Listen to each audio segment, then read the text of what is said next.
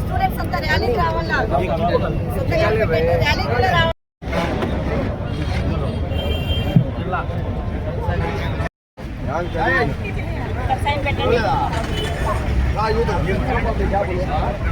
పుస్తకాల కార్యక్రమానికి హాజరైన విద్యార్థులందరికీ నేను మనస్ఫూర్తిగా వాళ్ళ హృదయపూర్వక ధన్యవాదాలు తెలియజేస్తున్నాను.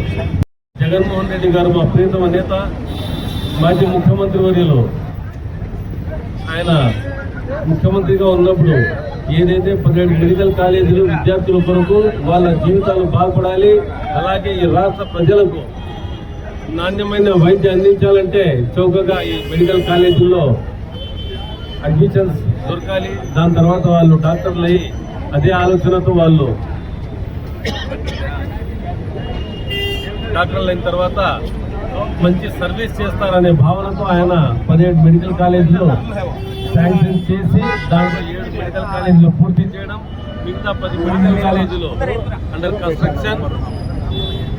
త్వరలోనే అవి కానీ పూర్తయ్యే దశలో ఈ కూటమి ప్రభుత్వం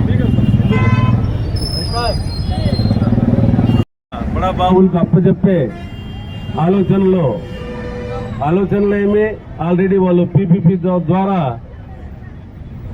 ప్రైవేటీకరణ చేయాలని నిశ్చయించినారు. దానికి మన వైఎస్ఆర్సీపీ పార్టీ తీవ్రంగా వ్యతిరేకిస్తుంది. అలాగే మన ప్రియతమ నాయకులు ఈ నెల 28వ తేదీ దానికి వ్యతిరేకంగా, దానికి నిరసనగా మేము ర్యాలీ నిర్వహించబోతున్నాం. ఈ రాష్ట్రం మొత్తం 28వ తేదీ ఈ నెల అంటే మంగళవారం ఏదైతే ర్యాలీ నిర్వహించబోతున్నామో దాంట్లో విద్యార్థి సంఘాలు కానీ ప్రతి రాజకీయ పార్టీలు ఎవరైతే జగన్మోహన్ రెడ్డి గారు చేసిన అభివృద్ధి, సంక్షేమం మరియు మంచి కార్యక్రమాలని వాళ్ళు ఆలోచించుకొని ప్రతి ఒక్కరూ రావాలని, అలాగే ఈ 28వ తేదీ జరిగే ర్యాలీని విజయవంతం చేయవలసిందిగా ప్రతి ఒక్కరు నేను ఈరోజు ఈ విద్యార్థులు హాజరై రానున్న రోజుల్లో వాళ్లకు వైద్య విద్య చాలా ఖరీదవుతాదనే భావనతో వీళ్ళు సంతకాల సేకరణలో పాల్గొన్నారు. వారికి మళ్ళీ నేను కృతజ్ఞతలు తెలియజేస్తూ ఈ అవకాశం ఇచ్చిన విద్యార్థులకు ప్రతి ఒక్కరికి నేను కృతజ్ఞతలు తెలియజేస్తున్నాను. జై జగన్. దేశ స్వతంత్రానికి ముందు 1923లో మన రాష్ట్రంలో కేజీహెచ్ గవర్నమెంట్ హాస్పిటల్ నిర్మించడం జరిగింది. ఆ తర్వాత వైఎస్ రాజశేఖర రెడ్డి గారు అధికారంలో ఉన్నప్పుడు ఒంగోలు, శ్రీకాకుళం, తిరుపతి ఈ 3 జిల్లాల్లో 3 ప్రభుత్వ మెడికల్ కళాశాలను ఏర్పాటు చేసి హాస్పిటల్ కూడా నిర్మించడం జరిగింది.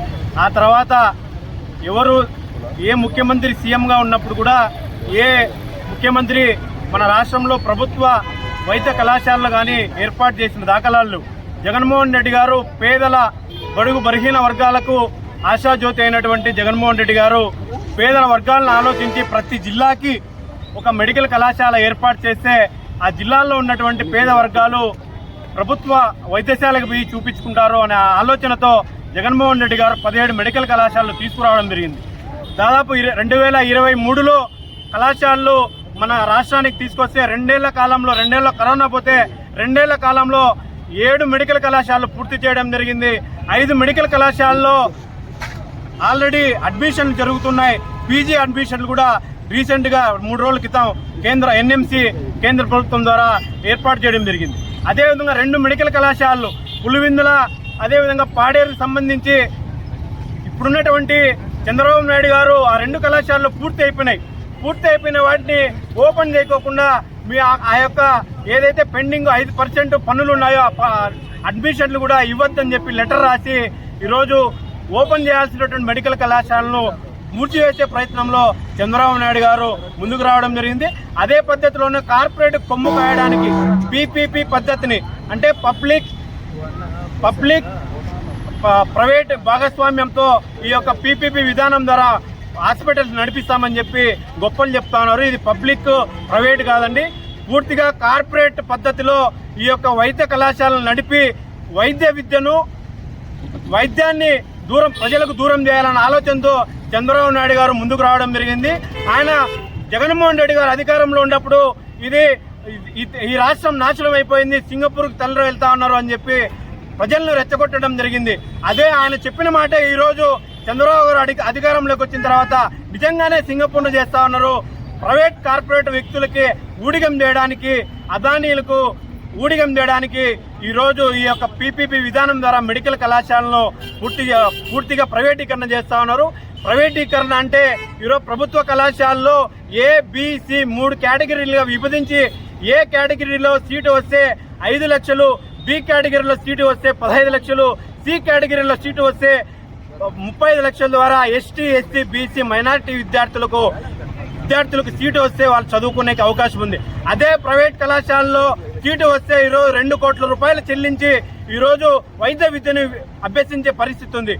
2 కోట్ల రూపాయలు పేద ప్రజలు కడతారని చెప్పి ఈరోజు చంద్రబాబు నాయుడు గారిని ప్రశ్నిస్తా ఉన్నాం. అదేవిధంగా ఈ యొక్క మెడికల్ ప్రైవేటీకరణ ఆపేంత వరకు కూడా ఈ పోరాటం అనేది సాగుతుంది. 1 కోటి సంతకాల సేకరణ చేసి గవర్నర్ గారికి ఈ యొక్క 1 కోటి సంతకాలన్నింటినీ కూడా మా అధ్యక్షుడు జగన్మోహన్ రెడ్డి గారు వెళ్లి ఇస్తారు. అదేవిధంగా ఈ నెల 27వ తేదీ పెద్ద ఎత్తున ఈ యొక్క ప్రైవేటీకరణకు వ్యతిరేకంగా పెద్ద ఎత్తున ర్యాలీ కూడా ఏర్పాటు చేస్తా ఉన్నామని చెప్పి, ఈ ర్యాలీకి విద్యార్థులు, యువకులు అందరూ కూడా తల్లి రావాలని చెప్పి పిలుపునిస్తా ఉన్నాం.